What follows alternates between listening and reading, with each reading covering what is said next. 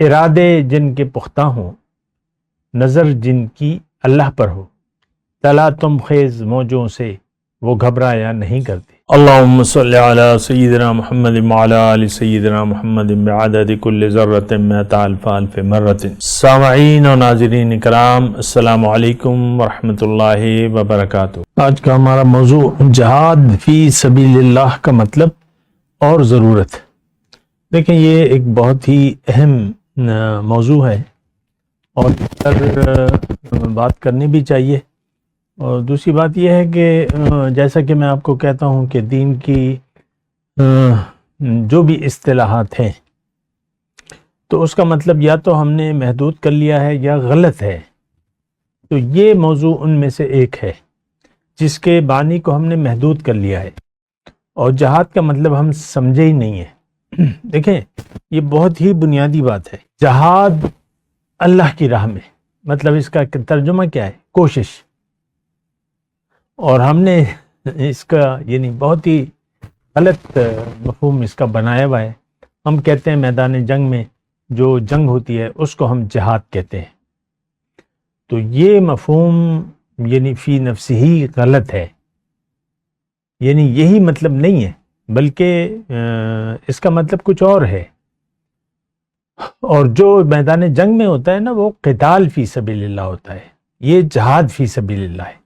جنگ اللہ کے راستے میں، یہ محنت اللہ کے راستے میں، دونوں بڑا واضح فرق ہے۔ اچھا، ایک اس میں جہاد کا میں نے آپ کو مطلب بتایا کہ جہاد کا مطلب ہے کوشش۔ اور دیکھیں، اگر اس کو ہم شروع سے دیکھیں، بنیاد سے اس بات کو، اس موضوع کو تلاش کریں یا اس کے معنی کو، وہ بہت ہی بنیادی ہے۔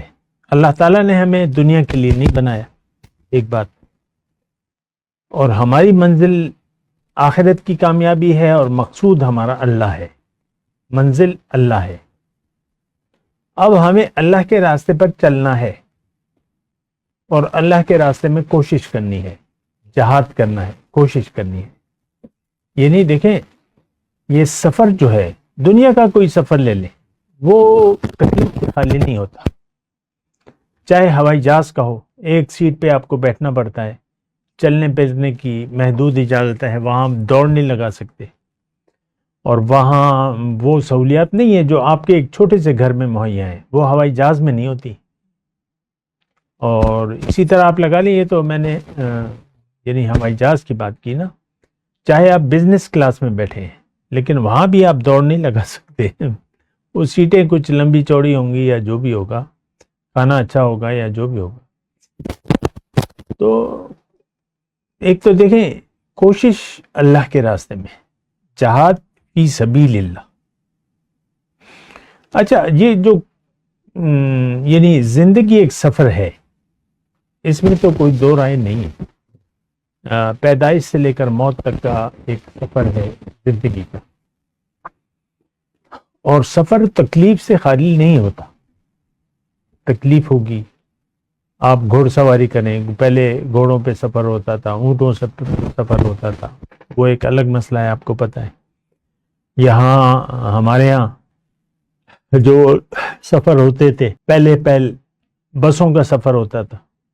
میری جو یہاں تک یادداشت ہے، بسوں میں لوگ آتے جاتے تھے۔ یہ ویگنیں بھی نہیں تھیں اس وقت، میں 60s کی بات کر رہا ہوں، 70 کی بات کر رہا ہوں۔ ویگنیں بھی نہیں ہوتی تھی، یہ آج کل جو کوسٹر وہ آئی ہوئی ہے نا۔ بہرحال مختصر بات یہ کہ سفر ایک محنت والا کام ہے، کوشش والا کام ہے، اور ایک میں اگر کہوں کہ تھکا دینے والا کام۔ سفر لمبا ہو، چاہے جہاں کا بھی ہو، تو وہ تھکا دیتا ہے انسان کو۔ تو اچھا، بہرحال یہ جہاد فی سبیل اللہ، کوشش اللہ کے راستے میں، اس معنی کو اگر آپ بنیادی طور پہ لیں تو یہ اس کے معنی تو واضح ہیں۔ منزل اللہ ہے تو اللہ کے راستے پر چلنا ہے اور کوشش کرنی ہے۔ اب کوشش کس سے کرنی ہے؟ انتہائی کوشش۔ اب ظاہر ہے کہ کچھ قوتیں ایسی ہیں جن کا آپ نے مقابلہ کرنا ہے، ان سے جہاد کرنا ہے، کوشش کرنی ہے، مقابلہ کرنا ہے، اور اس میں سب سے پہلے جو ہے وہ آپ کا نفس ہے۔ حضور صلی اللہ علیہ وسلم فرماتے ہیں آدھا عدوک نفسک الذی بین جنبیک، تمہارا نمبر ایک دشمن جو ہے وہ نفس ہے جو تمہارے پہلو میں ہے۔ پھر دشمن قوتیں ہیں، رکاوٹیں ہیں، تو ایک تو میں نے نفس بتا دیا، دوسری شیطان ہے۔ حضور صلی اللہ علیہ وسلم فرماتے ہیں ان الشیطان یجری من الانسان کمجری الدم، شیطان انسان کی رگوں میں خون کی طرح دوڑتا ہے۔ تو شیطان ایک یعنی قوت ہے جس سے ہم نے مقابلہ کرنا ہے، کوشش کرنی ہے۔ نفس ہے، وہ رکاوٹیں ڈالتا ہے، سب سے بڑی رکاوٹ جو ہے وہ نفس ہے۔ آدھا عدو کے الفاظ آقا نے فرمائے ہیں، دشمنوں کا دشمن۔ تو یہ دونوں قوتیں جو ہیں وہ اس کے ساتھ ہم نے جہاد کرنا ہے، کوشش کرنی ہے، یعنی ان کا کہنا نہیں ماننا، ان کے کہنے میں آنا نہیں۔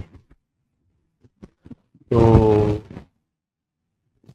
اللہ تعالیٰ نے سورہ نازعات میں ایک بہت بنیادی بات فرمائی ہے، وَأَمَّا مَنْ خَافَ مَقَامَ رَبِّهِ وَنَهَى النَّفْسَ عَنِ الْهَوَىٰ فَإِنَّ الْجَنَّةَ هِيَ الْمَأْوَىٰ، جو اپنے رب کے سامنے کھڑے ہونے سے ڈرا اور اس نے اپنے نفس کو بری خواہش سے روک لیا، یہ سیدھا جنت میں جائے گا، اس کا ٹھکانہ جنت ہے۔ اب ظاہر ہے کہ دیکھیں، بڑی رکاوٹ اگر آپ عبور کر لیتے ہیں، بڑے دشمن سے مقابلہ ہوتا ہے اور اس پہ جب بھی آپ قابو پا لیتے ہیں تو ظاہر ہے کہ آپ فتح یاب ہوں گے۔ دشمن سے مقابلہ یا تو آپ ہار جائیں گے یا آپ جیت جائیں گے، ایک جنگ ہے نا دنیا میں، دیکھیں جنگیں ہوتی ہیں، یا آپ ہار جاتے ہیں یا آپ جیت جاتے ہیں۔ تو اسی طرح ایک جنگ ہے، اللہ تعالیٰ نے دنیا میں ہمیں بھجوایا ہے اپنے لیے۔ ہماری منزل دنیا نہیں ہے، اللہ منزل ہے، آخرت کی کامیابی ہماری اصل کامیابی ہے۔ اب ہمیں بڑی رکاوٹیں عبور کرنی ہیں، لیکن یہ رکاوٹیں اس وقت بہت ہی بودھی ثابت ہوتی ہیں جب آپ کا عزم مکمل ہو، ارادہ پختہ ہو۔ اس پہ مجھے ایک شعر یاد آ رہا ہے، ارادے جن کے پختہ ہوں، نظر جن کی اللہ پر ہو، تلا تم خیز موجوں سے وہ گھبرایا نہیں کرتے۔ اور دنیا میں بھی دیکھیں، اگر معاوضہ زیادہ ملنا ہے، اجر زیادہ ہے دنیا میں کوئی بھی، تو آپ پھر شب گزاریاں بھی کرتے ہیں، وہ کام جو عام لوگ نہیں کر سکتے۔ تو راتوں کو آپ جاگ سکتے ہیں، آپ یعنی دن رات، وہ کہتے ہیں نا دن رات ایک کر دیا میں نے اس کے لیے۔ یہ تو دنیا کے مقاصد کے لیے آپ دن رات ایک کر دیتے ہیں۔ بہت ہیں ایسے لوگ جو بہت محنت کرتے ہیں اور ان کو آرام کا پورا ٹائم نہیں ملتا، لیکن وہ کرتے ہیں کیونکہ ان کو بڑا اجر ملے گا اور بہت معاوضہ ملے گا، اس کے لیے پھر وہ کرتے ہیں۔